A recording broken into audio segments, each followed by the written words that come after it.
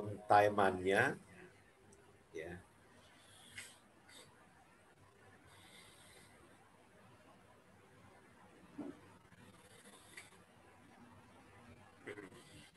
Oke. Putu Budi, kira-kira slide udah oke ya? Oke, siap, bagus. Kelihatan ya. Oke. Aman, sudah muncul kan? Sudah. Loh, dirimu kelihatan nggak? Kelihatan. Nah, tapi yang Kelihatan. operate Pak Miki kok. Enggak, saya. Saya yang operate. Oh, Saya ini loh. Nih. Saya yang bolak-balik, nggak apa-apa. ya deh, siap. Memperingan pekerjaanmu sebagai moderator. Lanjut.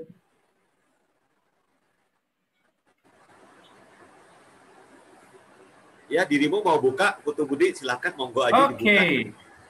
Ya, selamat malam ya Bapak Ibu sekalian. Luar biasa sekali kalau malam hari ini kita boleh berkumpul di acara HR Wiki, di mana malam hari ini yang akan sharing kepada kita, beliau adalah memang pakar happiness, di mana banyak sekali sertifikasi yang didapatkan, terutama yang berhubungan dengan happiness at work. Ya, malam hari ini teman kita yang akan sharing Pak Budi Soekardi, di mana kalau kita lihat CV-nya luar biasa sekali. Jadi luar biasa banyak sekali ya, terutama dari Tony Robbins saja begitu banyak yang diikuti, dan acara rutin beliau saat ini luar biasa, yaitu sebagai host, bukan hanya host ya, sebagai narasumber di sebuah acara anak muda di radio RRI di Pro 2 FM Denpasar, di mana beliau suka sekali untuk sharing sehingga anak-anak muda itu tetap excited menjalani kehidupannya, baik yang masih sekolah, SMA, kuliah, bahkan yang baru memasuki dunia kerja. Sedangkan di dunia kerja sendiri, beliau sudah malang melintang memberikan pelatihan-pelatihan, terutama tentang etos kerja dan bagaimana kita bisa tetap happy di pekerjaan kita, seperti topik pada malam hari ini. Perhatikan, materi ini bagus sekali dan juga akan banyak sekali bonus yang akan disediakan oleh panitia. Oleh karena itu disiapkan pertanyaan-pertanyaan nanti di room chat dulu. Berikan Pak Budi Soekardi memaparkan materinya. Begitu selesai ada sesi tanya jawab, kita akan buka sesi tanya jawab. Seperti itu Pak Budi Soekardi ya, pemaparan dulu supaya tidak terputus materinya. Karena bisa jadi pertanyaan-pertanyaan Bapak Ibu teman-teman sekalian itu akan terjawab di slide berikutnya. Bisa jadi seperti itu. Ya, jadi stay tune terus.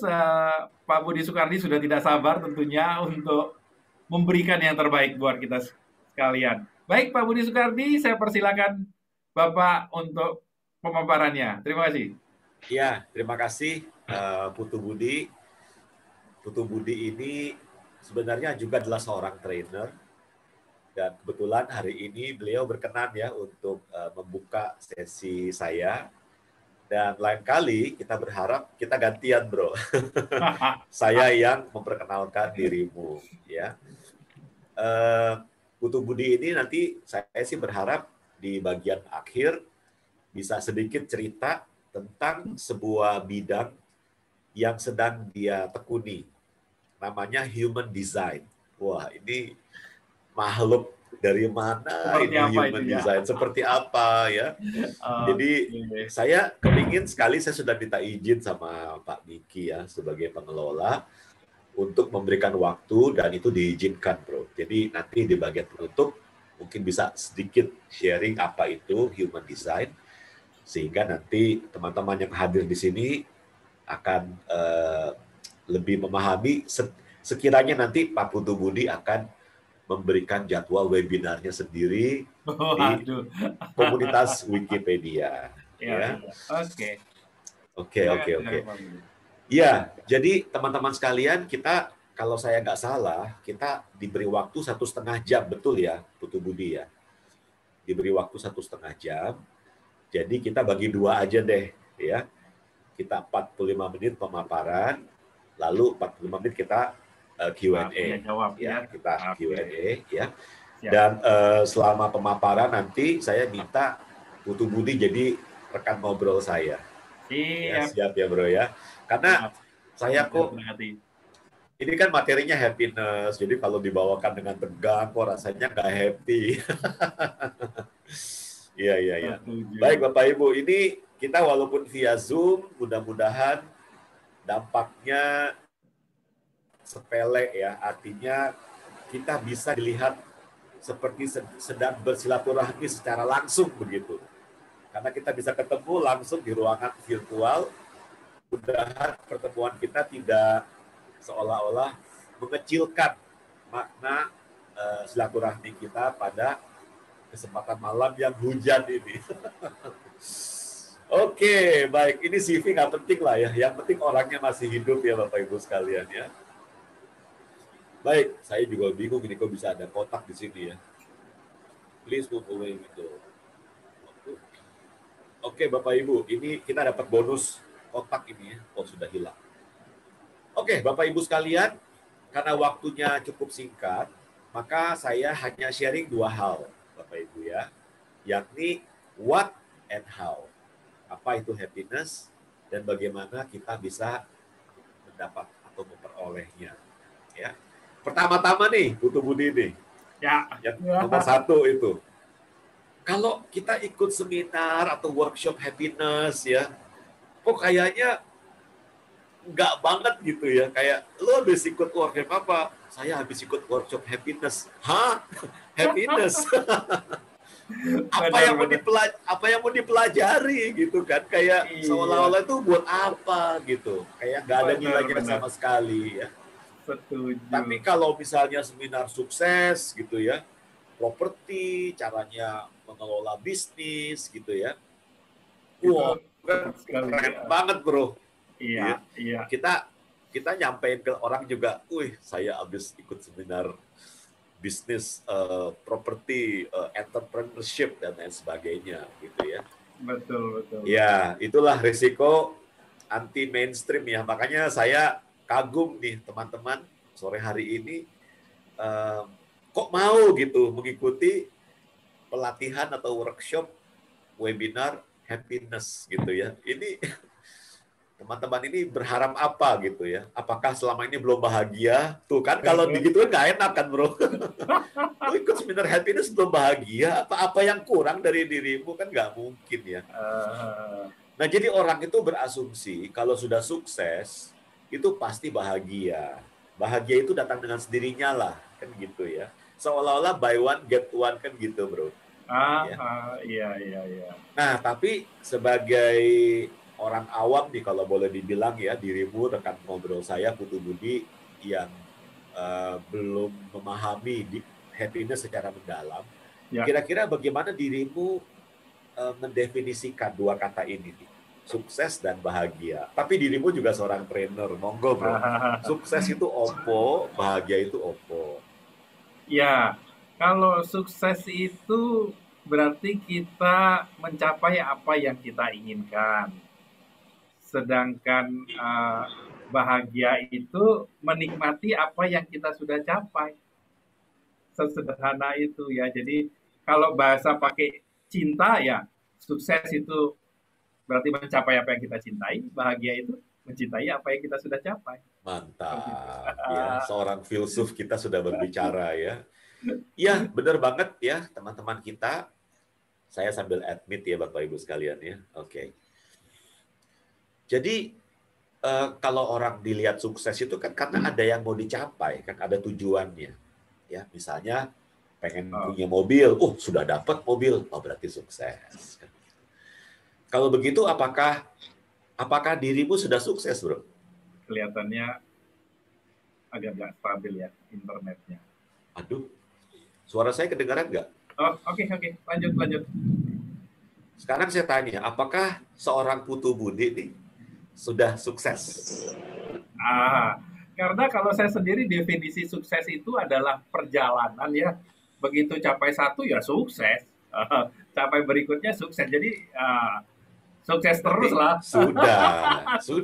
Sudah sukses untuk apa yang kita inginkan kemarin kan begitu. Iya, betul betul. Saya sudah dapat. Berarti sudah atau belum? Sudah dan belum. Oke, karena Yang ada kemarin perjalanan sudah berikut. saya capai, yang Aha, nanti belum saya capai berarti belum sukses. Ya. oke. Nah, jadi kalau sukses itu ingin mencapai, kalau bahagia itu dalam perjalanan.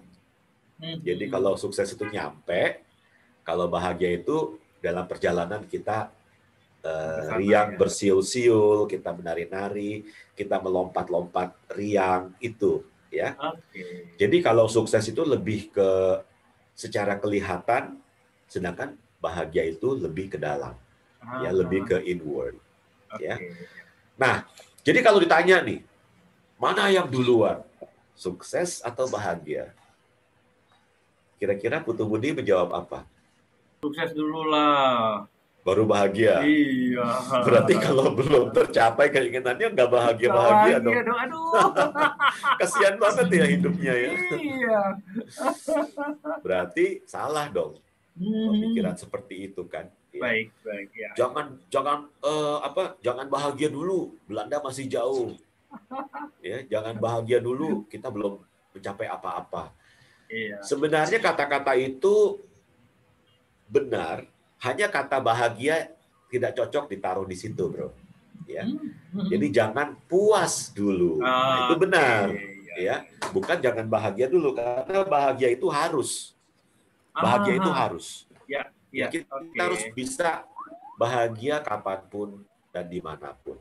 Kenapa? Nah, ini pertanyaan yang menarik. Karena ternyata survei membuktikan orang yang bahagia itu memiliki peran yang lebih banyak untuk sukses. Kenapa? Orang yang bahagia itu lebih easy going, sebenarnya. Lebih santai dalam menghadapi penolakan. Ya, tidak terlalu kalau ditolak itu kayak, aduh hancurlah hidupku, aduh galau banget, baper banget. Orang yang bahagia itu bisa melantung, ya, bisa melambung ketika dia dibantu, memantul. Ya. Oke. Jadi orang yang lebih bahagia itu setelah diteliti oleh Sean Ecker namanya dalam buku Happiness Advantage, itu orang-orang yang lebih ceria, yang lebih bahagia, itu ternyata lebih produktif, bro. Oke, menarik sekali ya. Lebih produktif. Kalau dia seorang dokter, dia bisa memberikan hasil diagnosa yang lebih akurat, dan pasien juga lebih suka sama dokter yang senyum, yang sabar menjelaskan, ya. Betul. Kalau dia seorang salesman, dia bisa menjual lebih banyak daripada orang yang tidak bahagia. Jadi surveinya Sean Ecker itu mengatakan begini, bro. Kalau seorang salesman dia menjual 100, maka orang yang bawaannya happy itu bisa menjual 150. Wow, menarik sekali ya. Ada sekitar setengah, ya 50% lebih produktif. Baik, wow, luar biasa. Nah, jadi ternyata setelah kita lihat ini, harusnya kita bahagia dulu. Gitu. Ya, kalau kita sudah bahagia, kita punya modal yang lebih baik untuk meraih kesuksesan yang kita inginkan. Sip. Nah, Oke. Sekarang, kebahagiaan itu sebenarnya adalah ujung dari beberapa penelitian atau bahkan beberapa pelajaran.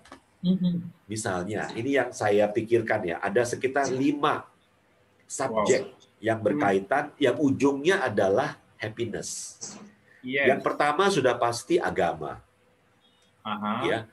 Agama itu pasti mengajarkan orang agar ujung-ujungnya mencapai kebahagiaan yang sejati. Setuju. Ya, jadi happiness adalah sisihan dari ilmu keagamaan. Yang kedua, yang dirimu tekuni, seorang pakar parenting. Yes. Bukankah sejoli yang berpacaran, mabuk cinta, katanya kalau menikah itu akan bahagia, akan lengkap. Yes. Ya? Jadi sudah ada agama, sudah ada ilmu parenting. Yang ketiga, HRD. Nah ini cocok buat kita malam hari ini. Cocok ya. Jadi HRD itu kan pingin karyawannya itu produktif, karyawannya itu engage dengan pekerjaannya, bahagia. Ya, kalau karyawannya bahagia, mereka akan lebih banyak, lebih total dalam mengabdikan tenaganya, ide-idenya pada perusahaan. Ya. Yang ketiga, HRD. Yang keempat, filsafat, bro. Wow. Ya, jadi ilmu berpikir, filsafat itu ujung-ujungnya kalau kita cari itu tentu saja adalah kebahagiaan. Dan dirimu juga pakar di sini, NLP. Ya. NLP, Neuro Linguistic Programming, ujung-ujungnya ingin mencari bagaimana caranya agar kita bisa menjiplak kebahagiaan kita masa lalu atau kebahagiaan orang lain. Ya, sehingga kita mencari cara cepat untuk menghilangkan bad mood. Ya. Nah, seberapa bahagiakah Bapak Ibu sekalian? Ya.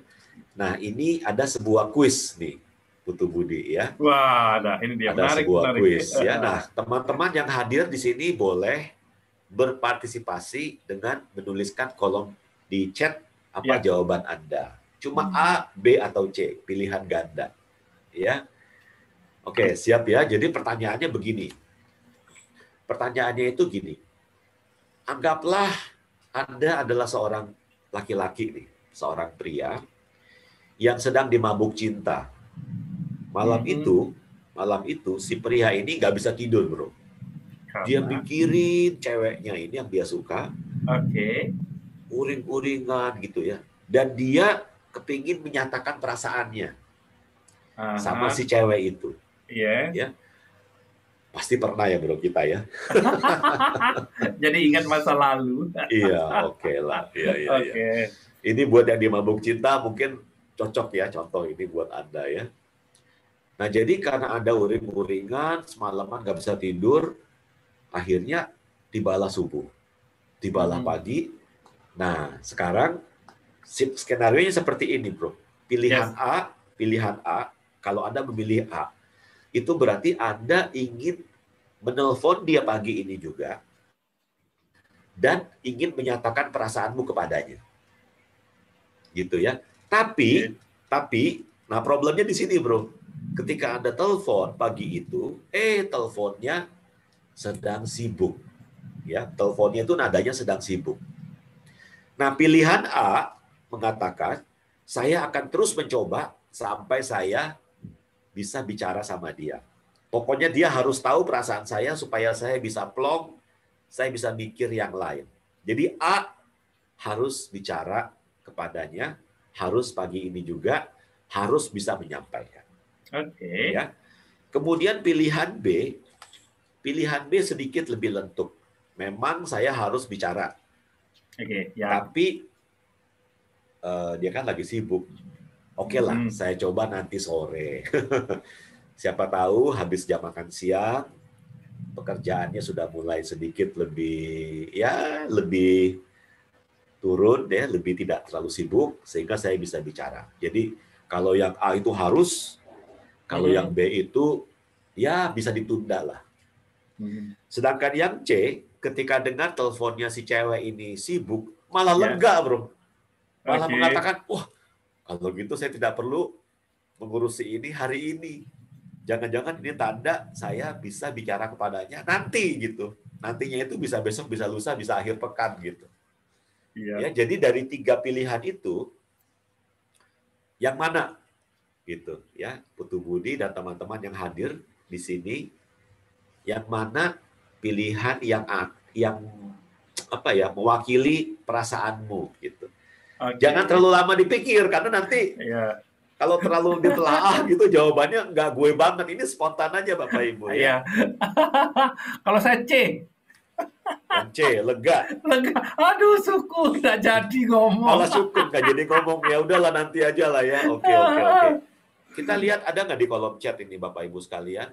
Ya. Jawaban teman-teman yang lain silakan. Jadi beragam, ada yang B, ada C, ada A juga. Jadi lengkap ini Pak Budi Soekardi, teman-teman kita. Ya. Kita seimbang ya. Ya, jadi lebih banyak B. Jadi sementara A1, B-nya 3, C-nya 1. Jadi B yang paling banyak. Teleponnya nanti saja. Oke. Baik. Oke. Terima kasih teman-teman sudah berperan serta dalam kuis komplain capir kita kali ini. Oke. Jadi sekarang apa artinya? Ya, apa artinya? Jadi pilihan A yang harus ya maunya sekarang, itu menunjukkan level stres yang tinggi. Ya, karena musuhnya bahagia itu kan level stres, kortisol. Ya, kalau kortisol kita terlalu tinggi, maka kita jadi baper, jadi galau. Nah, orang yang pemilih A ini adalah orang-orang yang level stresnya tinggi. Oke. Ternyata. Sedangkan orang-orang yang pilih C seperti dirimu itu level stresnya rendah. Ya, mendekati 0, rendah banget. Nah, kalau gitu pilihan B adalah pilihan yang menengah, betul ya, Bro ya? Ya. Dibilang tinggi juga enggak, dibilang rendah juga enggak. Nah, sekarang Putu Budi mewakili pemirsa. Oke. Kira-kira pilihan mana jawaban yang benar? A, B, atau C? B kayaknya ya. B? Ya. Betul. Ya, buat yang teman-teman menjawab B, selamat. Jawaban Anda tepat. Ya. Dan itu mayoritas yang menjawab B. Bagus. Jadi, kenapa jawaban B itu tepat? Karena hidup itu harus memang ada tekanan, Bro. Harus memang ada sebuah ada sebuah tekanan sehingga menyebabkan kita jadi gitu loh, Bro. Mau melangkah ya. Mau melangkah. Potensi-potensi kita yang tersembunyi itu bisa keluar gitu. Baik. Dan salah satu kebahagiaan kita itu adalah pencapaian. Kita akan bahagia kalau kita sudah mencapai sesuatu. Ya. Nah, kalau tidak ada stresnya, kita gimana kerja gitu. Artinya kalian tuh kerja apa gitu. Kok namanya orang kerja nggak stres kan gitu ya. Iya, betul. Kok kesannya seperti menggampangkan gitu ya. Oke, iya. Nah, jadi kalau kita lihat di sini, stres itu salah atau tidak, Bro? Stres, enggak. Memang perlu ada stres seperti tadi pemaparan Pak Budi ya. Betul. Kalau enggak ada stres, malah enggak ngapa-ngapain nanti. Betul. Ya. Jadi, kortisol itu sangat baik. Itu yang membuat jantung berdebar dan kita tampil semaksimal mungkin kan. Ya. Kalau tidak ada kortisol, tidak ada jantung berdebar, keringat dingin, kita jadi kayak menggampangkan gitu. Oke, iya. Nah, jadi kortisol itu yang membuat stres hormon ini memang baik, tapi kadarnya. Kadarnya. Kortisol itu ya kalau bisa seperti orang minum vitamin C. Ya, dosis 500 cc atau 1000 cc cukup. Makanya kalau kita mau bahagia, level dari kortisol ini, stres hormon ini harus kita kendalikan. Ya, kita masih membutuhkan tekanan, ya, tapi harus kita bisa mengendalikannya. Nah, ngomong-ngomong soal kortisol,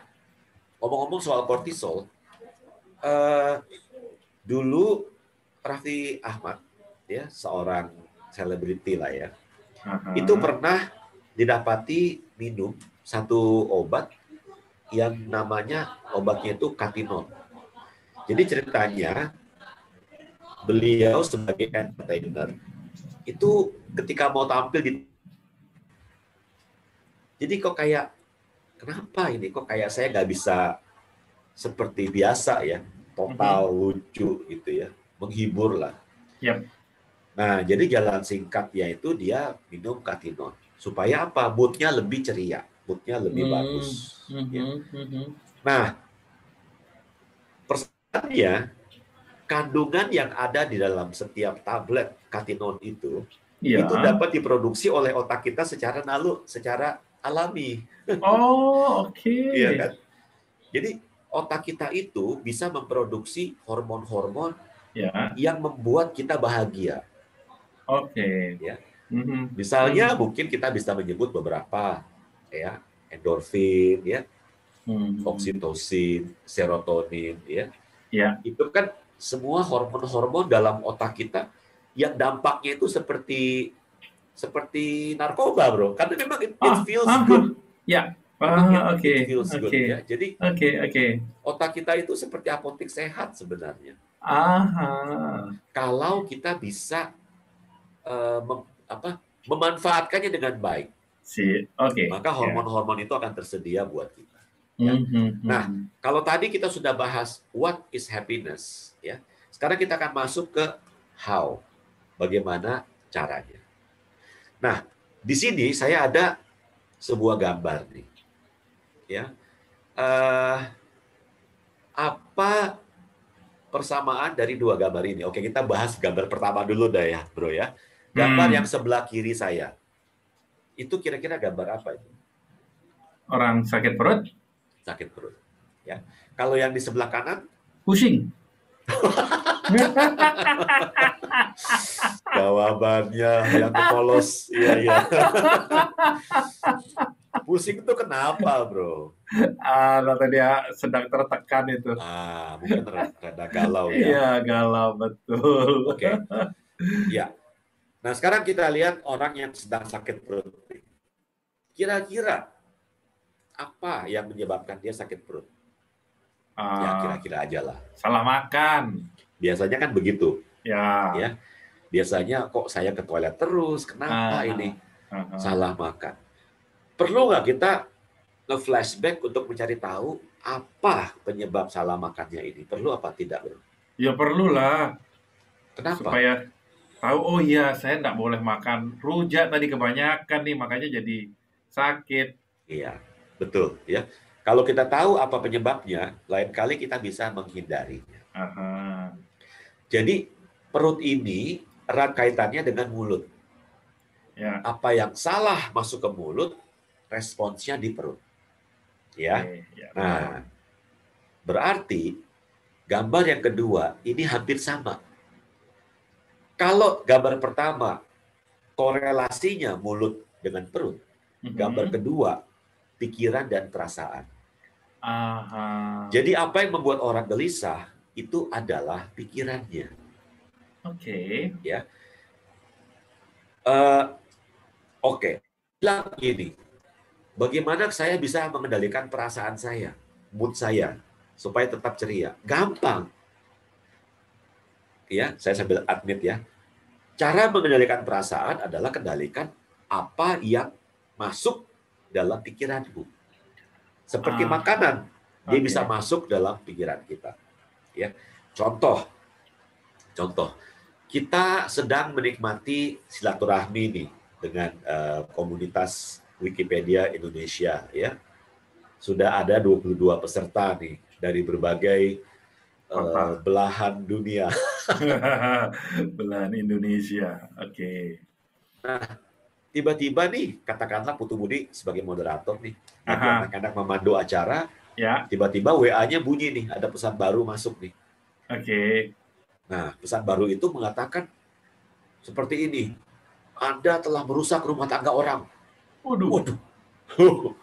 Kira-kira setelah membaca seperti itu, perasaannya langsung berubah nggak, bro? Iya, jadi takut, kenapa ini, ada apa gitu. Iya. Langsung cemas, ya, langsung bahkan mungkin marah. Ini siapa ini? Kok nuduh orang sembarangan? Tapi kok tahu nomor saya? Benar. Tapi kemudian beberapa lama setelah itu masuk lagi pesan yang sama, nomor yang sama mengatakan, maaf tadi salah kirim. Alhamdulillah. Iya. Nah, ini contoh yang sederhana memperlihatkan bagaimana perasaan kita itu sangat tidak stabil dan sangat ditentukan dari apa yang kita pikirkan. Kita bisa bahagia, semuanya everything seems nice. Begitu baca WA itu langsung perasaan kita marah. Ya. Jadi perasaan ini mudah sekali untuk berubah-ubah. Kontrolnya ada pada apa yang kita pikirkan. Makanya persamaan dari dua gambar ini adalah makanan. Jadi kalau makanan yang masuk dalam mulut bisa membuat perut sakit, Ya. Dalam tanda petik, makanan yang masuk dalam pikiran bisa membuat perasaan kita menjadi gelisah, nggak karuan. Oke. Ya, ya, ya, ya. Kalau boleh sekedar cerita nih teman-teman, saya pernah punya pengalaman. Beberapa waktu yang lalu saya sempat nggak bisa tidur malam-malam. Ternyata problemnya itu adalah sebelum tidur, saya melihat berita-berita yang memprihatinkan. Berita-berita teror, berita-berita yang menakutkan, kejahatan, dan lain sebagainya. Oke. Dan ini yang menjadi makanan yang masuk dalam pikiran sehingga membuat saya menjadi gelisah. Gitu. Makanya konsumsi pikiran terhadap berita-berita kematian, pandemi, ya kita perlu tahu sih memang, tapi jangan juga terlalu gimana ya bro? Detail. Terlalu dalam. Terlalu santer ya, terlalu dalam ya, sehingga jadi paranoid. Ya akhirnya yang rugi kita sendiri. Karena betul, pikiran itu seperti kita beri makanan. Ya. Nah sekarang kita sudah tahu nih teman-teman bagaimana caranya kita bisa bahagia. Perasaan bro, ya perasaan bahagia. Oke. Mudah sekali untuk merasa bahagia kalau kita bisa disiplin mengendalikan makanan yang masuk dalam pikiran kita. Oke.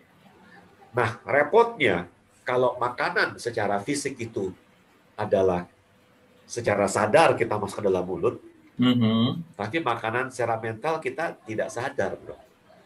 Ya kan? Itu tiba-tiba dia, aja nongol aja. Nongol. Iya, pengalaman masa lalu lah, trauma masa lalu lah, itu bisa tiba-tiba muncul. Dan kita harus bisa menanggapinya dengan cara yang elegan. Supaya menjaga kebahagiaan kita tetap oke. Yes. Gitu ya. Oke. Itu poin pertama. Sekarang kita akan masuk lebih dalam lagi. Kebahagiaan ini tadi sudah kita sepakati dalam pikiran. Sekarang kita akan lihat dibagi menjadi 3. Ya. Jadi kalau 3 ini ya otomatis yang pertama kebahagiaan itu dimulai dari cara kita mengelola diri sendiri. Oke. Yang kedua dengan orang lain, dan yang ketiga tentu saja dengan Tuhan. Ya. Nah nanti di sesi tanya jawab teman-teman yang hadir di sini boleh secara langsung bertanya, membuka video, buka kamera, atau bisa via chat. Ya mungkin Putu Budi bisa bantu bacakan beberapa pertanyaan karena kita lebih tertarik pada apa nih solusi dari tantangan permasalahan yang teman-teman sekarang sedang hadapi. Setuju. Oke. Ya, sekarang saya mau tanya sekaligus minta moderator kita, Putu Budi, untuk membaca beberapa ekspresi yang selalu disandingkan dengan kesabaran. Monggo, bro. Ya, yang pertama itu ngurut dada ya, ngelus dada, sabar, sabar. Ya, kemudian kalau menunggu ya itu salah satu ciri orang sabar. Ya dibaca aja bro, dibaca aja. Ketiga, kisera-sera. Berikutnya sabar itu kita berdiam diri, pasrah. Ekspresi sabar juga tidak melakukan apa-apa, kita diam sama dengan diam ya. Itu beberapa ekspresi menunjukkan kesabaran kita. Oke. Pertanyaannya, kalimat-kalimat yang sering muncul disandingkan dengan kesabaran, ini benar atau tidak? Ngurut dada. Ada yang iya, ada enggak deh kayaknya. Oke. Jawabannya tidak, bro. Oh, malah tidak? Iya. Oke. Semua ini bukan definisi yang tepat menggambarkan kesabaran yang positif. Ya. Kenapa? Apa persamaan dari semua deskripsi ini? Persamaannya adalah ini semua pasif, bro. Iya. Ya. Padahal sabar itu tidak pasif. Kenapa kita bisa mengatakan sabar itu tidak pasif? Karena bahkan Tuhan kan mengatakan, aku berada bersama orang-orang yang sabar. Oke. Ya, dalam bahasa Inggris dikatakan good things comes to those who wait. Hal-hal yang baik datang kepada orang-orang yang sabar menunggu. Berarti sabar itu bukan pasif, bro. Sabar itu tidak hanya duduk menunggu, mengurut dada, whatever happen, happen. Tidak, bro. Sabar itu adalah kata kerja aktif.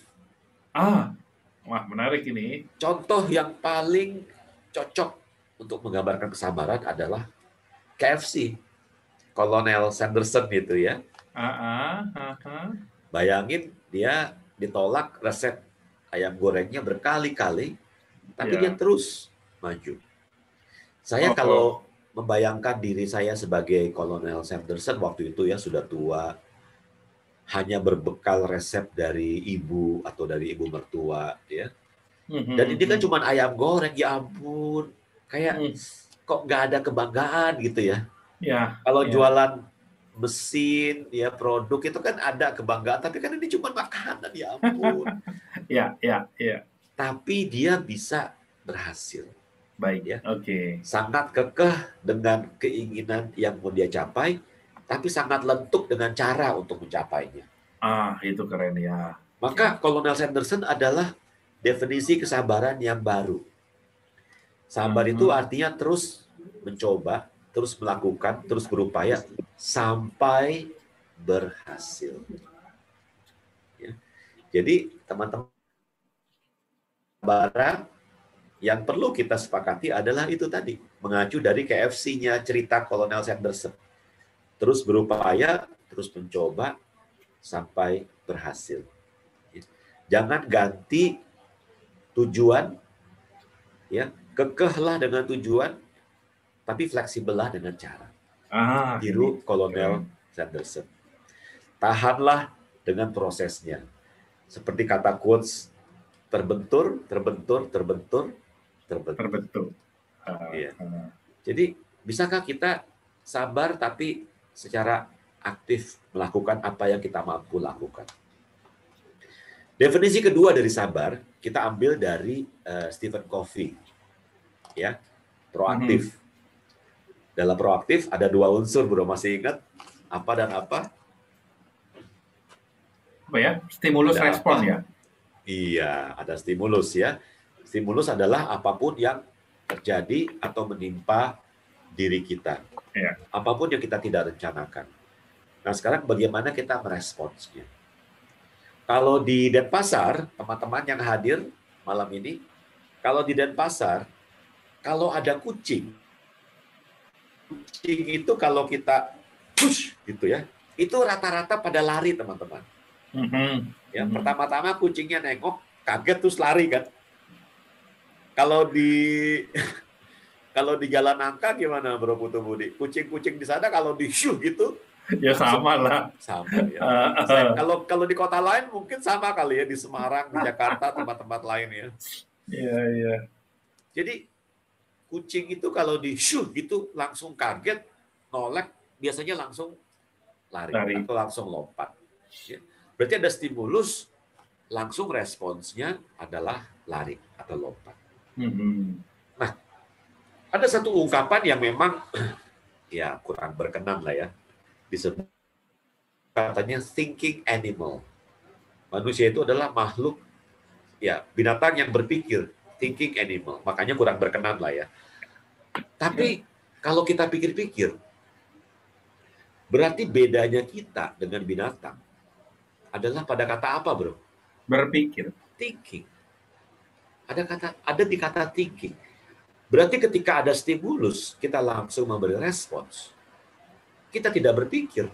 Thinking animal. Kalau kita tidak pakai thinking, berarti cuma animalnya doang. Sadis ya, memang sadis ya. Iya. Tapi kita perlu menyadari gitu, pentingnya berpikir dalam membuat putusan. Kalau kita bisa berpikir, ketika ada stimulus, kita tidak langsung merespons seperti kata ungkapan hati ini mau langsung merespons kan, bro ya? Ya. Ketika ada orang di mobil turunkan kaca langsung memaki gitu, kan kita mau membalas kan, bro? Otomatis kan? Ya. Kalau kita bisa menunda, ya, tidak langsung merespons ketika hati ini panas, itu namanya orang apa, bro? Sabar. Iya. Sabar dulu. Jangan langsung direspons. Iya. Kenapa, bro? Karena kita ya enggak mikir kalau langsung Betul, respon ya. betul. Ketika emosi kita tinggi, logika kita rendah. Dan biasanya Iya. kalau kita langsung merespons ketika emosi kita tinggi, kita biasanya akan Nyesal. menyesal. Jadi menarik sekali kata sabar ini. Sabar itu artinya bisa menunda, menunggu, mengambil jeda, menghitung beberapa detik, bahkan sebelum kita merespon, sebelum kita mengatakan sesuatu yang nantinya takutnya akan kita sesali. Ya. Nah, kalau dalam pandemi seperti ini, apakah kesabaran itu penting, bro? Kira-kira. Penting sekali. Penting banget, iyalah. Sangat penting. Aduh, kita ternyata jauh lebih lama dari yang kita perkirakan ya. Dan tidak seorang pun tahu bahwa pandemi ini bisa berlangsung selama ini. Betul. Ya, kita sabar aja. Mau diapain gitu. Kita mau lawan juga percuma. Nah, satu hal yang membuat kesabaran kita seolah-olah terusik adalah ketika kita masih hidup di masa lalu. Pikiran kita tuh masih nggak bisa nerima kita itu hidup di zaman yang sudah aneh gitu. Orang sebutnya new normal, padahal nggak ada itu new normal. Masih berpikir tahun 2019 bulan November tuh masih bisa kemana-mana itu nggak pakai masker, ya nggak perlu jaga jarak, nggak perlu cuci tangan. Wih enak ya. Ya iya memang enak, tapi itu sudah tidak ada. Oke. Kalau kita berpikir seperti itu, kita tuh seolah-olah naik tangga jalan nih, elevator. Tangga jalannya mau ke atas, kita mau turun. Atau kita mau turun, tangganya ke atas. Kan kita nggak bisa, bro. Capek. Iya. Betul. Nah, kesabaran ini bisa mendamaikan diri kita untuk menerima dulu, minimal menerima dulu deh kondisi yang terjadi. Setelah itu, baru kita bisa memikirkan sesuatu. Oke, itu yang pertama, sabar ya. Yang kedua sekarang, syukur. Wah, syukur ini sudah sangat terlalu sering lah ya, disebut-sebut lah ya. Saya juga rada malu ini ngomongin tentang syukur nih. Karena sudah terlalu sering itu disinggung ya. Tapi gini loh bro, kalau boleh kita ngomongin syukur. Syukur itu biasanya kapan kita lakukan bersyukur? Biasanya kalau kita boleh jujur, itu ketika kita mendapatkan rezeki kan bro. Iya, setuju. Ketika dipromosi, diangkat, naik jabatan, oh syukur ya, alhamdulillah ya. Dapat rezeki nomplok. Iya. Berarti syukur itu tidak ada yang spesial, benar nggak? Tidak ada yang spesial. Anak kecil aja nggak diajarin kalau dikasih sesuatu bilang terima kasih. Tidak ada yang istimewa. Kalau gitu yang istimewa apa bro dari rasa syukur? Kalau boleh saya minta nih pendapatnya. Walaupun tidak mencapai apa yang kita inginkan, tapi ya yang ada sekarang diterima, itu bersyukur. Oke, baik. Itu masuk ke definisi saya yang berikutnya ya. Oke. Tapi yang istimewa dari rasa syukur ini adalah ya syukur di saat sulit. Wow. Nah, ini mencerminkan kualitas tertinggi seseorang. Kok masih bisa bersyukur ketika everything seems difficult? Ya, ini yang menarik. Karena kalau bersyukur di saat semuanya bahagia, itu mah kalau saya ditanya, itu mah gampang. Betul. Tapi bersyukur di saat sulit, itu yang tidak gampang. Iya. Nah, apakah kita mungkin harus bersyukur di saat sulit? Kalau kita punya agama, saya dan Putu Budi kebetulan beragama Nasrani. Ya. Kami membaca kitab suci yang isinya adalah nabi-nabi, rasul-rasul yang diizinkan berada dalam suatu situasi di mana sepertinya tidak ada yang bisa disyukuri lagi gitu. Nabi Yunus ditelan ikan paus, Raja Daud dikejar-kejar seperti buron, Rasul Paulus dipasung bahkan kakinya, bahkan Nabi Isa atau Yesus dibunuh. Ini apa yang bisa disyukuri? Tapi itu diizinkan. Kenapa kira-kira, Bro? Sebagai rekan ngobrol saya, kenapa kira-kira itu diizinkan? Ya, untuk kita bisa pasrah ya, bahwa ada kekuatan lain di luar kita. Iya, memberi ruang bagi Tuhan untuk berkarya, untuk menyelamatkan. Ya, nah dari kegelapan ini muncul terang. Harapan atau hope adalah satu-satunya emosi positif yang muncul dari dalam kegelapan. Tapi supaya bisa muncul harapan, ibarat kita masuk dalam goa tunnel yang begitu panjang dan begitu gelap, kita melihat titik terang sedikit di depan. Ya. Itu adalah sebuah harapan. Tapi harapan seperti titik terang itu muncul dalam kegelapan. Dan harapan itu tidak akan muncul kalau kita tidak bersyukur. Kita tidak mensyukurinya dulu. Syukur adalah syarat untuk mendapatkan harapan. Bahwa manusia hanya bisa melakukan segini. Sisanya adalah Tuhan yang menyelesaikan. Ya, betul sekali. Nah, syukur ini orang-orang yang jahat pun bisa bersyukur. Korupsi nggak ketahuan, selingkuh nggak ketahuan, tidak ada yang istimewa. Ya? Iya. Nah, maka bersyukur di saat sulit itulah yang membuktikan kualitas diri seseorang. Bagaimana caranya kita bisa bersyukur? Bersyukur itu adalah masalah melihat. Ya, kalau kita melihat problem kita lebih besar, lebih berat daripada rahmat yang kita terima, ya, kita tidak akan bisa bersyukur. Benar nggak? Ya, seolah-olah tuh kita tuh kayak sakit gigi gitu. Pernah nggak sakit gigi? Pernah dulu sekali. Sangat tidak enak. Oh iya. Padahal yang sakit itu kan cuma satu. Ya. Tapi seluruh tubuh itu kayak sakit semua gitu. Benar. Jadi gara-gara kita punya masalah, kita fokus pada masalah itu. Ibaratnya nih, kita naik bis. Ya. Pemandangannya indah. Tapi jendelanya kita tutup. Gitu. Kan nggak kelihatan. Ya. Orang yang tidak bisa bersyukur, seolah-olah menutup rahmat Allah kan. Kata menutup itu kan cover. Ya. Rahmat Allah tuh ditutupi. Gitu. Karena tidak bisa dilihat. Bersyukur adalah masalah melihat. Kalau yang dilihat problemnya lebih besar daripada rahmat, dia tidak bisa bersyukur. Berarti kalau bisa bersyukur bagaimana, Bro? Iya. Kesulitan itu lebih kecil dari berkat atau rahmat yang Tuhan berikan buat kita. Betul. Bagaimana caranya memunculkan rasa syukur itu? Caranya adalah dengan bertanya, rahmat dan berkat Tuhan mana lagi yang masih bisa saya syukuri? Kalau saya tanya seperti itu, jawabannya Putu Budi apa nih? Ya, banyak sekali nafas kehidupan sampai malam hari ini kita bisa Zoom meeting, itu udah luar biasa. Betul, Bro. Ya. Dan yang lebih luar biasa lagi adalah banyak loh orang yang nggak nyampe tahun 2021, bener nggak? Ya, atau nggak nyampe ke bulan Februari. Banyak loh. Ya. Kok kita nggak mikir sampai ke situ, gitu kan? Benar. Ya. Iya.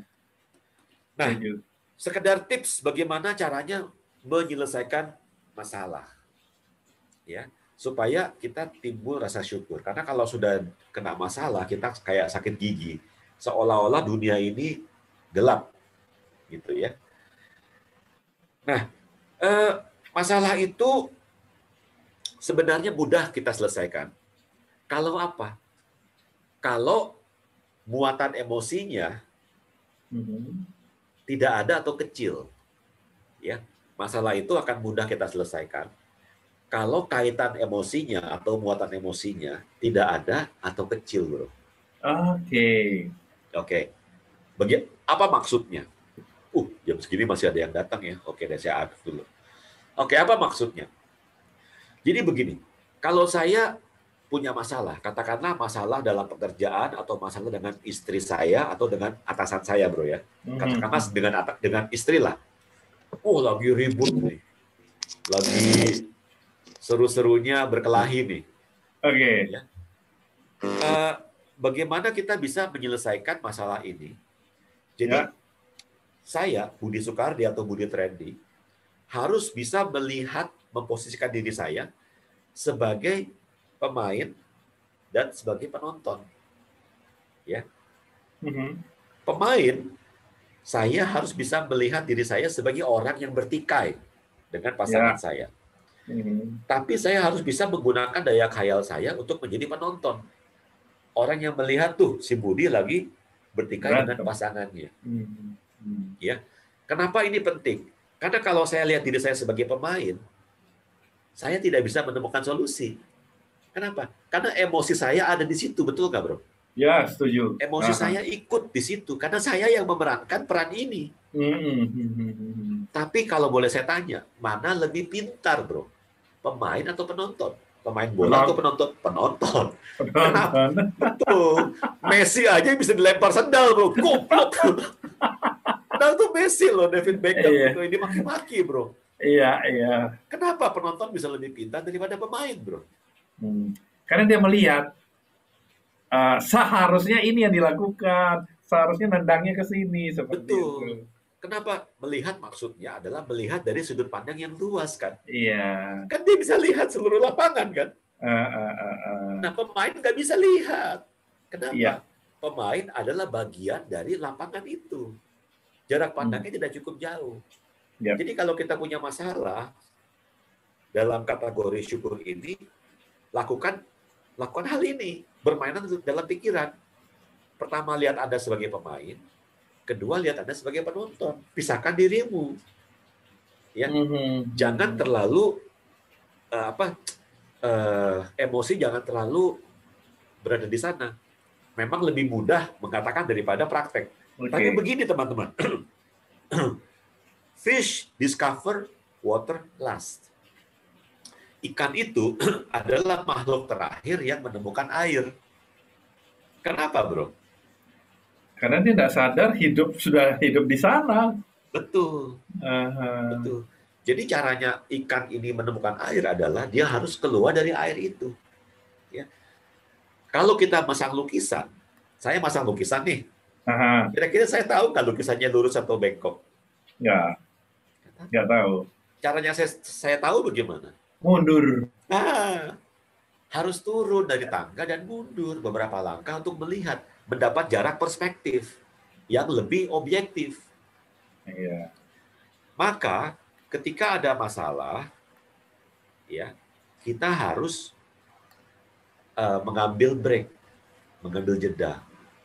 Ya, libur itu adalah memberikan jarak pandang yang cukup buat kita agar tidak terlalu terlibat secara emosi, sehingga bisa melihat masalah dengan sudut pandang yang lebih netral. Ya, oke, itu tadi sedikit panjang tentang dua hal ini, sabar dan syukur, ya. Oke. Sekarang kita lanjutkan dengan orang lain, ya. Mudah-mudahan waktunya masih oke, ya. Waktunya kayaknya udah nggak oke, ya, bro, ya. Oke. Iya, udah hampir 1 jam. Ya, saya 1 jamin lah ya, biar pas ya. Oke. Bagaimana kita bisa bahagia? Love, mengasihi. Ya. Dan ini adalah ajaran agama manapun. Ya. Belum engkau mengasihi aku, kata Tuhan, sebelum engkau mengasihi orang yang bisa engkau lihat. Ini luar biasa. Karena iman itu disandingkan dengan kasih kita pada orang lain. Belum kita mengasihi Allah loh, sebelum mengasihi orang yang kita lihat. Luar biasa. Maka bagaimana kita bisa mempraktekkan mengasihi supaya kita bahagia? Ada 2, bro. Apa aja, bro? Pertama, mengasihi pekerjaan. Mengasihi pekerjaan. Pekerjaan teman-teman ini, posisi yang teman-teman dapat adalah posisi terbaik, bro. Ya. Posisi terbaik. Kenapa? Karena hanya perusahaan teman-teman inilah yang mau menerima teman-teman. Benar nggak? Teman-teman mungkin berkhayal pengen bekerja di sini, di situ, perusahaan yang lebih bonafit. Iya. Tapi kan mereka tidak menerima Anda. Ya. Satu-satunya perusahaan yang menerima Anda adalah yang ada sekarang. Yes. Berarti pekerjaan ini. Kita harus mencintai profesi kita. Bagaimana caranya kita mencintai profesi kita? Kita mau berjuang untuk pekerjaan kita. Kita mau berkorban. Kita bahkan rindu, bro. Kalau kita WFA sudah lama, aduh, kangen ya, masa sih rapat pakai Zoom terus, pengen ketemu. Kita rindu dengan pekerjaan, rindu dengan kantor, rindu dengan teman-teman pekerjaan. Kita membela perusahaan ketika ada orang ngomong jelek. Dan bahkan kita memperkenalkan perusahaan kita kepada orang-orang yang cari kerja, bro. Pada keluarga, lu ngapain di situ? Tempatku enak loh, bosku keren loh. Wah, itu ada sebuah kebanggaan. Itu namanya cinta pada pekerjaan, cinta pada profesi. Itu yang cinta yang pertama. Yang kedua adalah cinta atau mengasihi tentu orang lain. Ya, kenapa ini penting? Karena banyak banget orang yang melihat orang lain sebagai alat, bro. Anak-anak melihat orang tuanya sebagai mesin ATM. Istri melihat suami sebagai ATM berjalan. Iya. Atau suami melihat istri sebagai orang yang melayani dia. Ya. Atasan melihat bawahan sebagai alat untuk mencapai target-targetnya. Which is nggak apa-apa sih. Tapi problemnya adalah kalau kita selalu ngomongin tentang teknis, tentang pekerjaan, orang itu nggak merasa kayak diwongke gitu loh, bro. Dia kan manusia. Betul. Saya kan punya hati, punya perasaan. Kenapa itu tidak disentuh gitu sisi manusianya? Ya. Jadi kalau kita ngomong sama pembantu rumah tangga, ambilkan minum, kita melihat dia sebagai alat untuk mendapatkan kepentingan pribadi. Dan ini tentu bukan wujud dari mengasihi orang lain. Ya.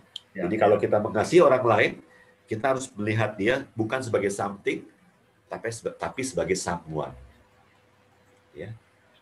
Kadang-kadang kita kalau punya anak-anak magang di tempat kerja, ya, kita jangan lihat mereka sekarang, kita bisa lihat potensi mereka gitu. Orang-orang ini memang sekarang masih magang, masih pakai baju hitam putih gitu ya, masih unyu-unyu gitu ya. Tapi kita tidak tahu nasib mereka nanti. Betul. Mengasihi itu juga harus muncul dalam bentuk pernyataan. Ya kan, tidak mungkin orang mengasihi itu diam-diam aja pakai bahasa terang. Kamu tahulah saya mengasihi, nggak mungkin. Emang dukun. Emang Rafa ya, harus dinyatakan. Dinyatakan, setuju. Jika teman-teman adalah seorang atasan, ya kita bisa ya sering pukul-pukul ya, pukul-pukul bahu ya, kita bisa nyatakan apresiasi kita kepada orang lain. Oke. Berikutnya adalah give. Wah, kita kejar-kejar dengan waktu ya, give. Oke. Kalau soal memberi, ternyata bro, itu ada 4 level memberi. Dari sisi memberi dan ekspektasi. Oke, jadi yang pertama adalah memberinya lebih. Bekerja tidak pamrih, tanpa pamrih. Dan berharapnya banyak. Jadi sudah memberinya. Kira-kira itu wajar nggak, bro? Ya wajar lah. Kasih lebih, minta lebih, iya. Betul, wajar. Ya. Kalau memberinya sedikit, berharapnya sedikit, wajar juga. Wajar nggak? Wajar ya. Saya tahu peran saya cuma seiprit, saya malu minta lebih, udahlah. Ya, oke. Tapi yang kurang ajar itu memberinya sedikit, berharapnya banyak. Waduh, ini orang enaknya diapain ya? Nggak hitung-hitungan, ya. Belum apa wani piro, maunya banyak. Tentu saja ini bukan tipe orang yang bahagia. Nah, yang ideal adalah memberi banyak, tapi berharap sedikit. Give more, expect less. Ini namanya ikhlas. Ini namanya ikhlas. Ya. Kalau soal memberi itu ibarat yang paling cocok dari kata memberi, itu seperti apa, tahu nggak, bro? Apa itu? Seperti orang sedang buang air.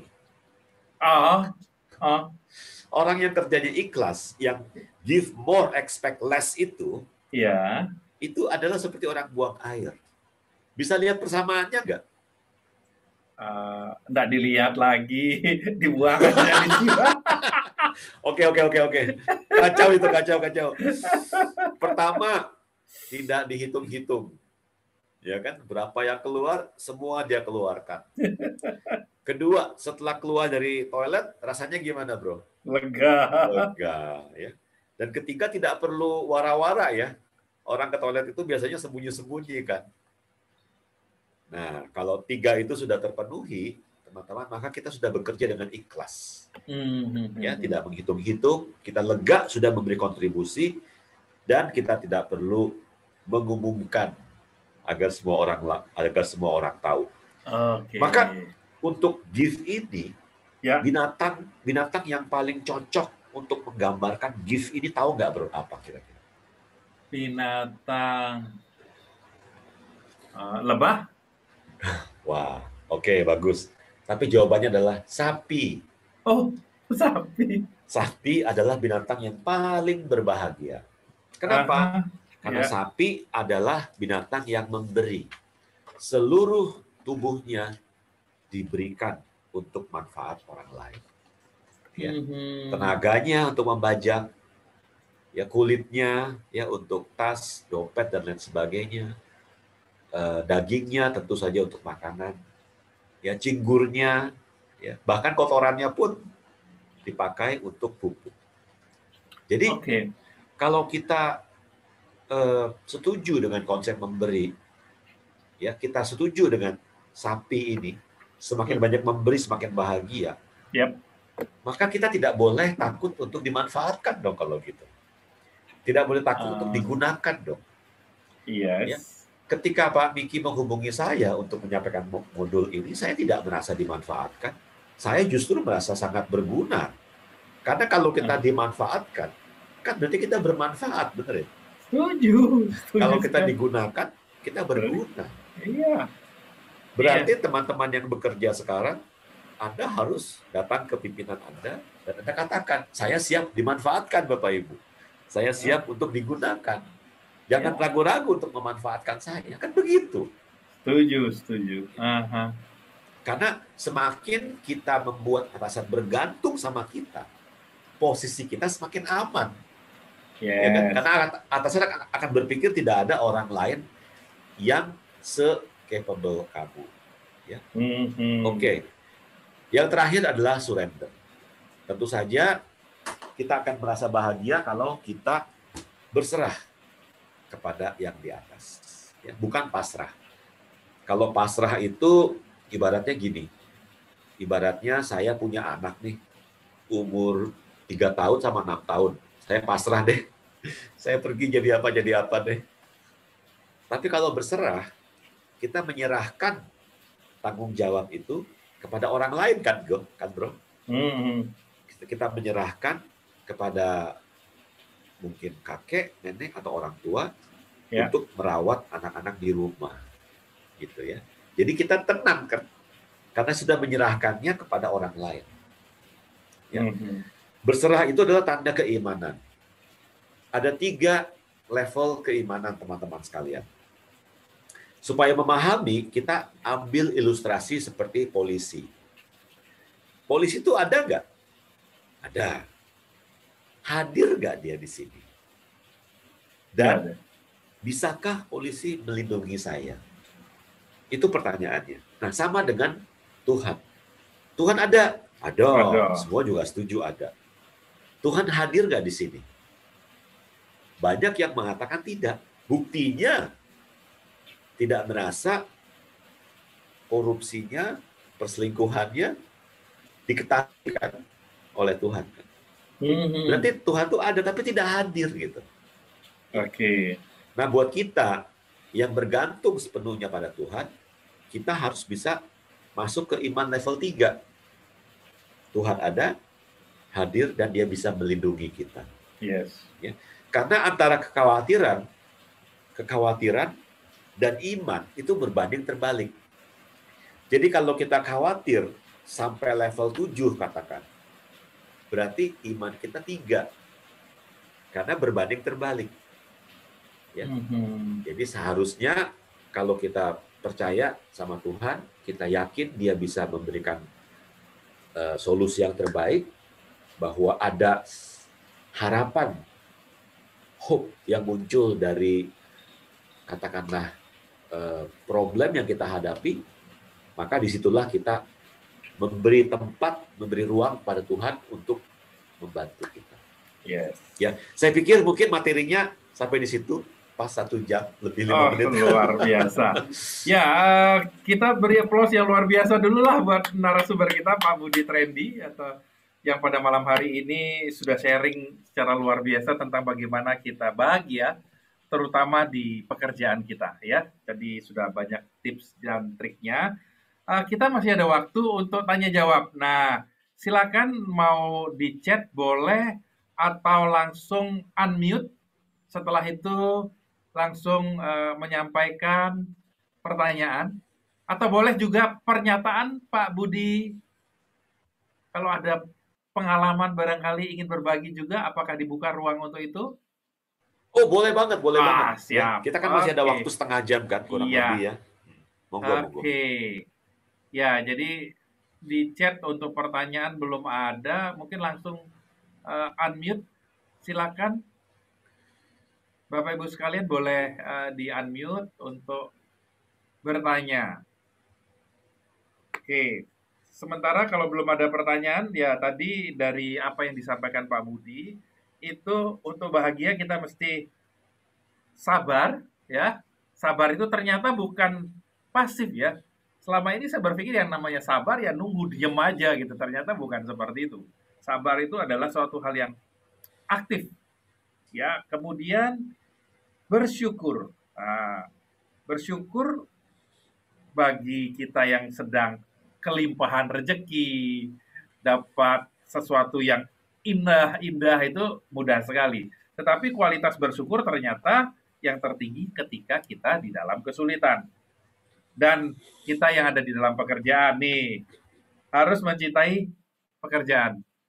Terima kasih Pak Budi mengingatkan kita semua bahwa perusahaan tempat kita bekerja, posisi kita saat ini adalah tempat yang terbaik. Ya, karena memang disinilah kita bisa bekerja, mencari nafkah pada saat ini, di mana di luar sana banyak sekali orang yang rindu posisi yang kita ada saat ini. Banyak sekali, ya. Kemudian kita juga berusaha untuk mencintai orang lain, ya, tidak dieksploitasi gitu ya orang lain itu. Tapi nggak apa-apa dieksploitasi kita ya, malah bersedia, Pak silakan eksplor saya, biar yang terbaik dari diri saya bisa keluar berguna buat perusahaan tentunya ya. Hal yang baru ini buat saya tentang memberi itu ada levelnya yang paling tinggi itu ya. Kita memberi banyak, tapi boleh bilang hampir tidak berharap ya. Oke, ada yang mau bertanya Pak Budi dari Purbaningrat. Ya, bagaimana cara membangun happiness at work? Wah. Kemudian menepuk-nepuk punggung karyawan atau memanusiakan karyawan. Selain, maksudnya tadi kan ada contoh tuh, menepuk-nepuk punggung karyawan atau memanusiakan karyawan. Selain itu Pak Budi Soekardi, bagaimana cara kita membangun kebahagiaan di dalam pekerjaan? Silakan Pak. Ya, makasih. Jadi pertanyaannya bagaimana membangun kebahagiaan dalam pekerjaan ya? Iya. Oke, baik. Jadi ada tolak ukur. Ada tolak ukurnya. Bagaimana kita sebagai pimpinan bisa mengetahui sampai di mana atau apakah memang sudah sehat atau sudah bahagia, ya. Nah, dalam sebuah happiness conference yang dihadiri oleh para psikolog ya, mereka setuju dengan ada lima indikasi ya, yang mereka singkat sebagai PERMA. PERMA. 5 indikasi ini kalau kita lihat dalam perusahaan kita, dan jika ada, itu adalah sebuah indikator sehat bahwa karyawan semua happy, ya. Yang pertama, P, ada positive emotion.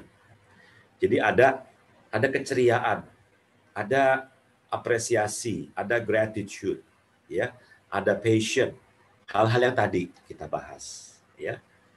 Nah, ketika semua itu ada dan berkembang, maka tentu perusahaan itu akan sehat. Tapi gini loh, siapa yang harus membawa positive emotion itu? Karena positive emotion dan negative emotion itu seperti tarik tambang.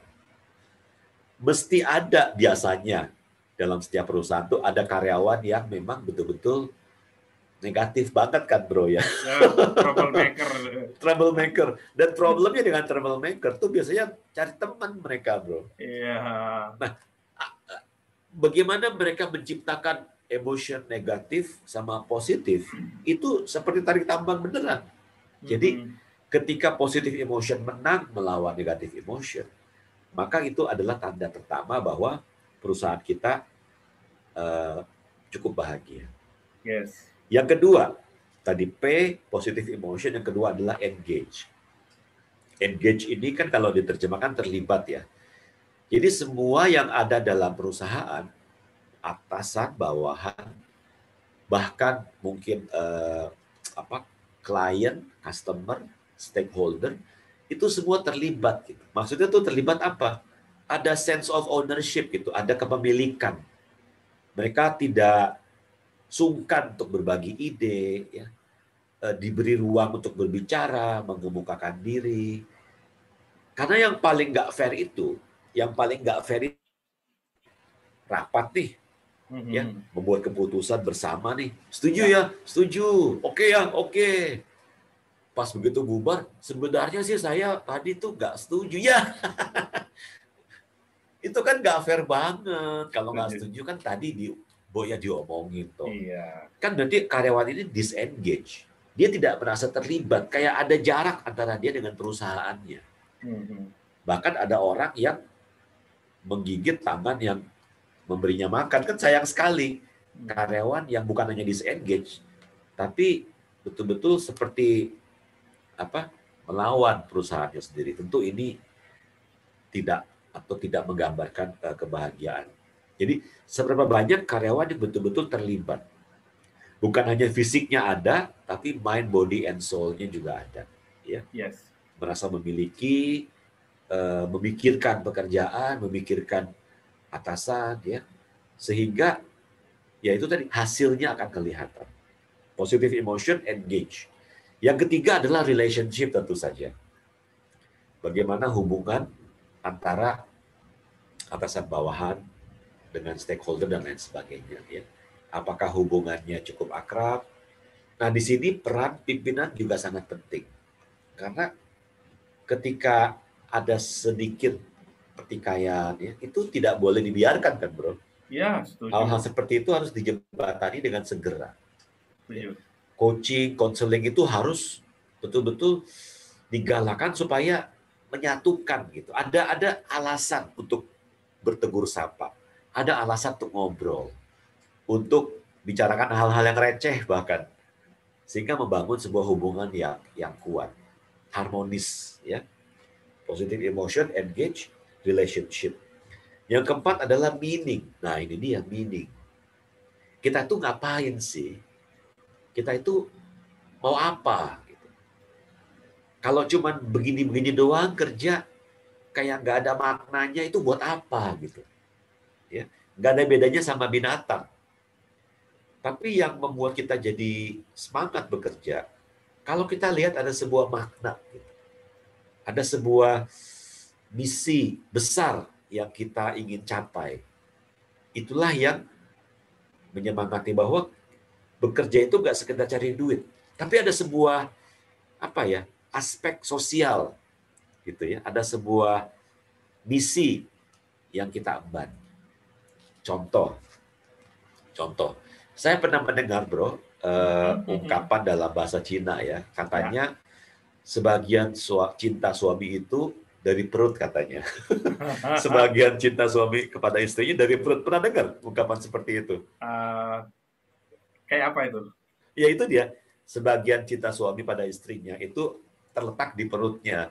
Artinya kalau istrinya pintar masak, suami akan lebih mencintai ya. Jadi ini hanya satu contoh bagaimana seorang chef atau seorang cook ketika dia mengolah makanan, ketika dia memasak, dan dia melihat ini sebagai sebuah pemberian gitu. Ini seperti ibadat saya ini. Ini wujud kasih sayang saya kepada sesama, kepada tamu-tamu saya. Dengan memakan makanan ini, tamu-tamu saya lebih sehat, ya, sehingga mereka bisa bekerja dengan baik dan lebih ceria moodnya karena makanannya enak. Gitu. Jadi ada sebuah nuansa spiritual dalam pekerjaan bahwa kerja itu tidak hanya sekedar memenuhi kebutuhan saya, gitu. Tapi ada sebuah give and take. Ada sebuah bentuk ibadat di situ. Ada sebuah pemberian. Inilah yang membuat meaning atau makna atau arti yang menyemangati kita. Ya. Dan tentu saja para pimpinan harus bisa menjelaskan apa meaning yang kita kejar. Kalau tidak, ya itu tadi, words on walls. Visi misi itu hanya menjadi kata-kata yang cantik dipajang, tapi tidak ada maknanya sama sekali. Dan yang kelima adalah accomplish. Apa yang sudah saya capai. Ya, orang yang mencapainya sedikit, otomatis harga dirinya akan rendah. Karena dia tidak bisa berdiri tegak, karena dia tahu dia tidak banyak mencapai. Kalau orangnya tahu diri ya, bro ya. Itu dia. Nah, jadi apakah kita tahu bahwa perusahaan kita itu memiliki nuansa happiness? Ada 5 tadi. Tadi saya lihat mencatat ya, bro. Ya. Boleh mungkin. Jadi P, positive emotion, kemudian E-nya itu engage, kemudian R-nya relationship, dan M-nya meaning, dan terakhir E-nya accomplish. Ya. Nah, mudah-mudahan menjawab. Ada pertanyaan berikutnya ini, Pak Budi. Bagaimana kalau dari rumah bawaannya sudah ada happy ya, di banyak masalah bawa ke tempat kerja supaya happy di tempat kerja, gimana nih tipsnya? Ya, kalau kita datang ke tempat kerja dan kita nggak happy, kita merugikan orang lain. Ya, karena orang lain itu punya hak loh untuk menuntut senyum darimu, untuk mengharapkan sapaan darimu, untuk mengharapkan sebuah totalitas bekerja dari karyawan yang bersangkutan. Benar nggak, bro? Ya, setuju. Iya. Jadi, memangnya apa hak kamu datang ke tempat pekerjaan untuk mencari cinta di situ? Kamu jangan mencari cinta dong. Kalau mencari cinta di tempat pekerjaan, kamu tidak punya cinta itu kan. Seharusnya kamu membawa dong. Membawa cinta. Karena gini loh, tidak ada kesan yang lebih memprihatinkan selain kesan yang timbul dari orang yang tidak tersenyum. Orang yang ngedumel. Ini apa gitu. Kalau kamu memang tidak suka ya sudah. Katakan saja kan begitu. Jangan di sini ya. Jadi maksud saya adalah kalau orang itu happy, kan tadi kita sudah sepakat kan, happy dulu baru sukses. Happy itu kan gampang banget kan. Tinggal tersenyum, ceria, menyapa gitu ya. Itu kan itu saja sudah memberikan orang lain perasaan bahagia loh. Beda loh kalau kita lihat orang tuh cemberut gitu ya, itu kan langsung kortisolnya keluar nih. Dan happy itu menular kan. Happy itu menular. Kalau kita senang gitu, ceria, kan orang lain juga kan merasa seperti itu. Ya. Oke, berikutnya nih. Apa ada tips atau alat bantu untuk memonitor happiness at work? Ya, barangkali tadi PERMA itu ya, untuk memonitor apakah kita happy. Betul. Ini ada pertanyaan yang sedikit berbeda. Bagaimana kita bisa bangun budaya happiness di kantor dengan kondisi nih CEO-nya hobinya marah-marah ini kepada senior manager sehingga level ke bawahnya. Sehingga yang paling kena under pressure itu adalah staff yang di level paling bawah. Jadi apakah memungkinkan kondisi tetap happy? Ya, silakan Pak Budi. Ya, Pak Eko Nugroho ya, terima kasih ya. Ya, jadi pimpinan ini juga kenapa begitu? Pasti dia juga ditekan kan sama atasannya lagi, ya. Cuma gini loh, kita tuh mau bangun budaya seperti apa sih? Saya pernah bekerja, bro, di sebuah perusahaan yang Ya. budayanya itu, swear nih, budayanya tuh asal Bapak senang. Oke. Aduh, jadi tuh mereka itu, ya gimana ya, kerja seadanya, yang penting nggak dipecat lah, yang penting Bapak senang lah, udahlah, mau ngapain lagi sih gitu. Nah, Mhm. ini bisa timbul, kenapa?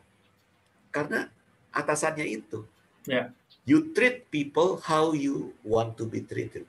Kamu mengajarkan orang bagaimana orang memperlakukan kamu. Ya, CEO yang seperti ini tentu belum belajar, belum belajar bahwa ada alternatif lain untuk mencapai hasil selain mengintimidasi. Iya kan? Oke, ya, Karena ya, ya. kalau logikanya, kalau marah-marah, it works. Dengan marah-marah, bawahan akhirnya memberikan pekerjaan, menghasilkan pekerjaan. It works. Jadi kenapa saya harus merubah taktik kan begitu, ya. Tapi kalau cuma marah-marah doang, alias mengintimidasi, berapa sih yang bisa kita dapatkan dari Iya, mereka? Paling iya. mereka hanya kasih 30%, Oke, ya kan? benar-benar. John Maxwell mengatakan sebelum kau meminta hatinya bekerja, sentuhlah, sebelum meminta tangannya bekerja, sentuhlah hatinya, kan begitu. Aha. Jadi kalau orang disentuh hatinya, alias ya diperlakukan dengan manusiawi, didekati, ya, tentu dia akan memberi lebih daripada yang Seharusnya dia berikan. seharusnya Iya. dia berikan. Oke. Maka manage with love itu yang benar. Manage with love. Saya sudah pernah bahas dengan Pak Diki ya, judulnya Coaching with Happiness. Ya, Bagaimana ya, kita ya. bisa memberikan coaching kepada anak buah kita sehingga hubungan itu jadi dekat dan prestasi mereka menjadi baik. Karena Zig Ziglar pernah bilang, when you build business, you don't build business. You build people, and the people will build their business. Jadi ada sebuah kesinambungan antara bagaimana kita membangun tim kita, dan tim kita lah yang membangun bisnis. Oke. Konsep yang paling ideal untuk atasan dan bawahan, tahu nggak bro apa? Nggak Konsep kebayang yang paling ideal. apa tuh? Upline dan downline. Oke. Ya kan, seperti di MLM kan.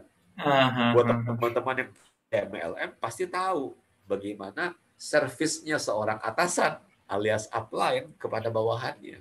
Oke, iya. Nah, kalau kita bisa membuat tradisi seperti itu, bagaimana atasan treat their employee, maka dari employee punya role model, bro, punya contoh bagaimana dia treat pelanggan. Kan gitu. Because monkey see, monkey do. Kita juga hampir sama monkey, kita lihat, kita lakukan. Karena atasan itu jadi acuan, jadi role model kita. Gitu ya. Oke. Iya, ini mungkin untuk yang terakhir aja ya Pak Budi, karena waktu kita sudah tinggal sedikit lagi. Bagaimana cara mengukur tingkat happiness di tempat kerja, Pak? Apakah ada metodenya mengukur nih? Ya, selain yang 5 tadi, PERMA itu ya, engage, relationship, meaning, dan accomplish. Ya itu tadi, mungkin bisa ambil materi kita hari ini seperti misalnya kayak pertama kan kita bicara soal sabar ya. Apakah ada kesabaran di antara anggota tim kita ya. Kedua, apakah ada apresiasi? Siapa sih yang nggak suka diapresiasi? Atasan juga suka loh diapresiasi. Ya, ada sebuah gratitude di situ. Apakah ada sikap saling mengasihi, saling mendahului untuk menunjukkan rasa kasihnya ini? Kebanggaan pada perusahaan tadi juga kita singgung. Ya. Kemudian treat someone sebagai somebody, bukan something. Lalu berlomba-lomba untuk saling memberi. Karena binatang yang paling bahagia adalah sapi, karena dia memberi yang paling banyak. Jadi mungkin metodenya apa ya? Kesimpulan dari semua workshop kita 1,5 jam ini, bro. Oke. Iya. Jadi apa yang dipaparkan tadi itu kembali ke kita, apa yang poin kita mau pakai. Yang paling sederhana aja deh tentang poin sabar, syukur, dan mencintai. Ketika kita bisa aplikasikan itu, pasti di pekerjaan kita akan sangat menyenangkan nantinya. Berilah apa yang bisa kita beri, jangan minta dulu, karena dengan memberi terlebih dahulu, maka kita akan mendapatkan apa yang kita ingini. Ya. Dan tips yang terakhir tentang 5 level indikasi kebahagiaan di tempat kerja. Kalau memang belum ada, kitalah yang jadi pionir untuk pemerakasanya. Ya, Betul. Kembali lagi, PERMA. Ya, jadi teman-teman mesti mencatat. Jadilah pionir di tempat kerja kita masing-masing di level apapun kita berada pada saat ini di tempat pekerjaan kita masing-masing. Ya, betul, bro. Iya. Dan ya, silakan. di janji kita masih ada waktu 5 menit, mungkin bisa sedikit sharing tentang apa yang sedang dirimu pelajari atau dalami nih. Human Design Mastery ini. Monggo, bro. Ya, terima kasih terutama Pak Miki yang memberi kesempatan kepada saya juga selain sebagai moderator, juga sedikit sharing tentang apa yang sedang saya tekuni saat ini. Jadi saya bangun fanpage judulnya itu Human Design Mastery. Barang apa sih itu Human Design Mastery? Ibarat kata kalau kita beli barang elektronik handphone lah. Itu ada manual book-nya yang begitu detail kan? Lengkap sekali. Tapi adakah di antara kita sebelum memakai handphone tersebut membaca manual book-nya secara detail dari halaman 1 sampai akhir?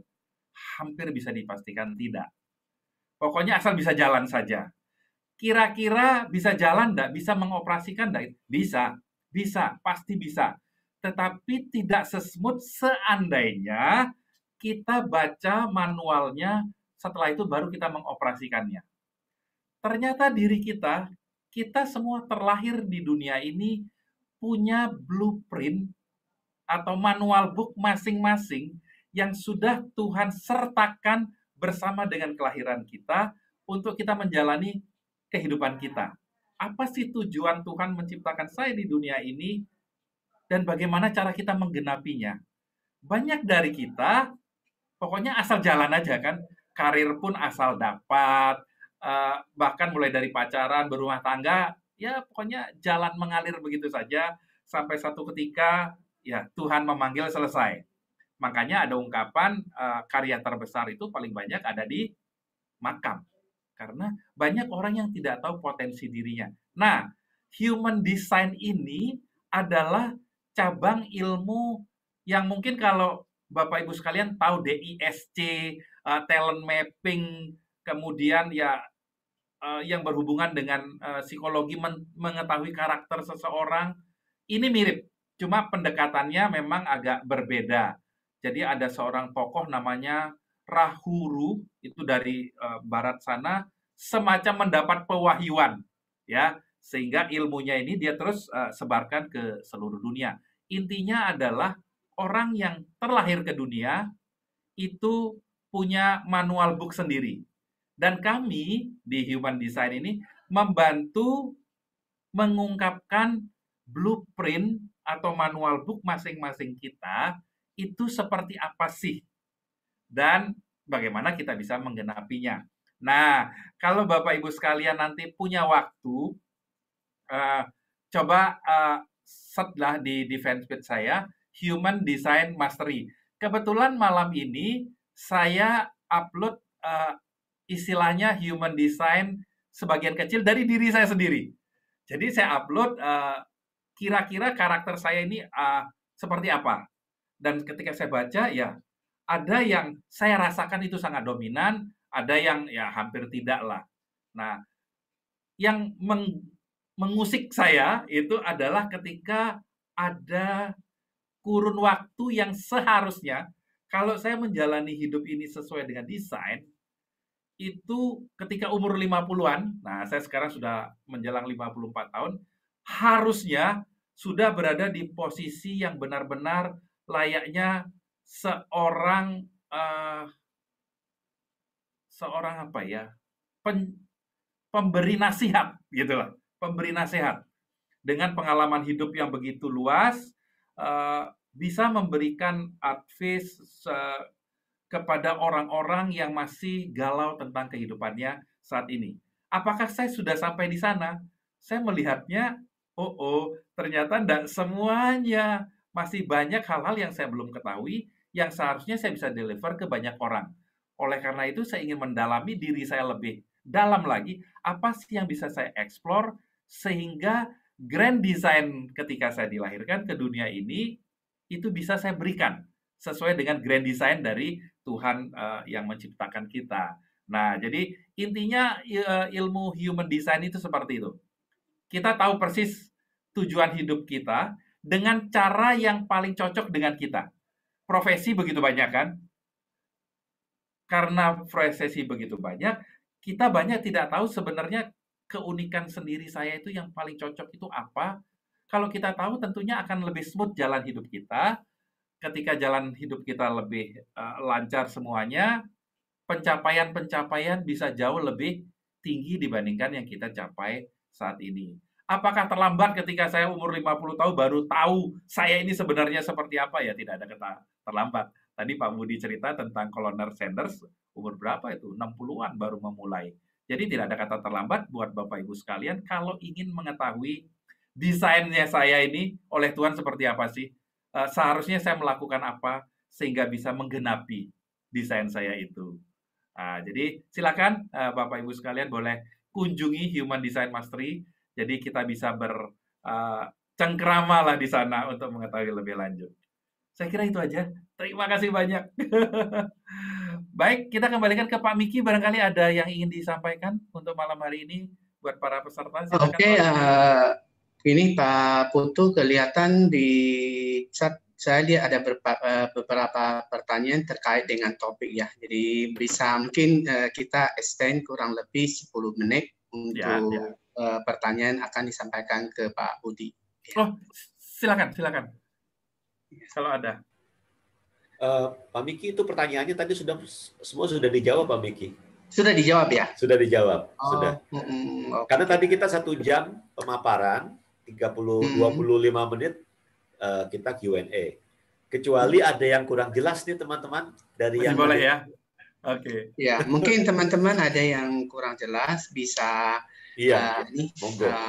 unmute. Tadi satu-satu sudah kita jawab ini. Sudah ya? Sudah. Oke. Nah, kalau itu udah selesai, boleh kita kalau memang nggak bertanya lagi kita closing aja. Baik. Ini ada yang minta linknya nih, Pak Putu Budi nih. Human Design Mastery minta linknya, ada nggak? Ya, jadi tinggal ketik aja ya. Keluar nanti FB-nya. Baik. Di fanspage saya. Ya. Oke, baik. Oke, siap. Oke, kita sudah selesai nih. Terima kasih. Mungkin Pak Budi ada closing statement-nya. Ya. Silakan Pak Budi Soekardi. Oke, jadi teman-teman semua, terima kasih sudah mengikuti sesi webinar kita malam ini. Topiknya Happiness at Work.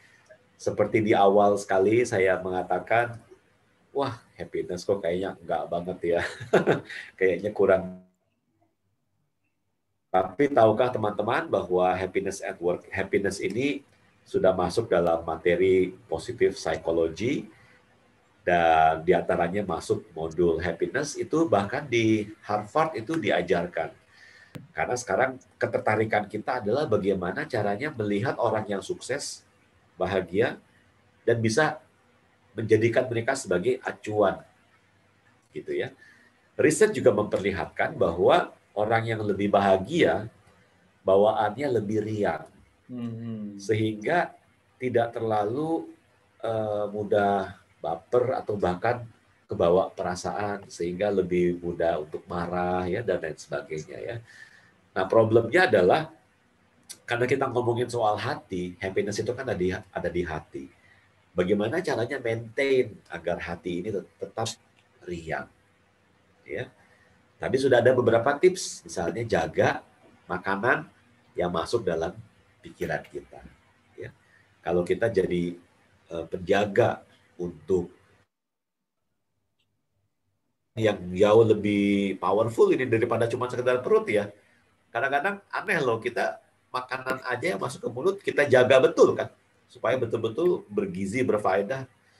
Masa yang masuk dalam pikiran kita yang sangat mempengaruhi perasaan dan kehidupan kita juga tidak kita jaga. Ya. Jadi mudah-mudahan kontennya memang sederhana, tidak rumit, tidak ada peraturan pemerintah nomor sekian ya, seperti halnya HRD lainnya. Ya, saya minta maaf untuk kesederhanaannya. Tapi ya mudah-mudahan jadi seperti pengingat ya. Seperti pengingat agar kita bisa tetap mempertahankan kebahagiaan kita. Karena orang akan lebih dekat kalau kita tuh riang gitu ya. Nggak ada orang yang mau dekat-dekat dengan orang yang cemberut, yang bete begitu ya. Baik ya. Itu dari saya, tapi teman-teman yang datang nih kalau mau menyampaikan sepatah dua patah kata nih. Silakan. Saya lihat sudah ada beberapa yang buka kamera soalnya nih, monggo. Iya. Dan seperti biasa kan di akhir sesi kita harus buka kamera semua ya. Ya, kalau bisa ya untuk fotoan ya. Silakan Pak Miki, mungkin bisa diatur untuk foto bersamanya kita. Nah, nih galeri view sudah nih. Ya, foto biasa aja ya. Iya, silakan. Oke, sebagian masih belum buka. Ya, yang berkenan untuk buka.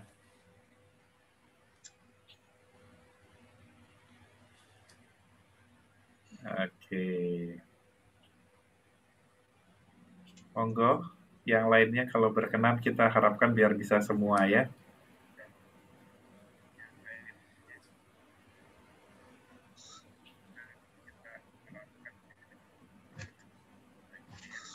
Oke, baik. Terima kasih, selamat malam. Sampai ketemu lagi di acara selanjutnya. Bye.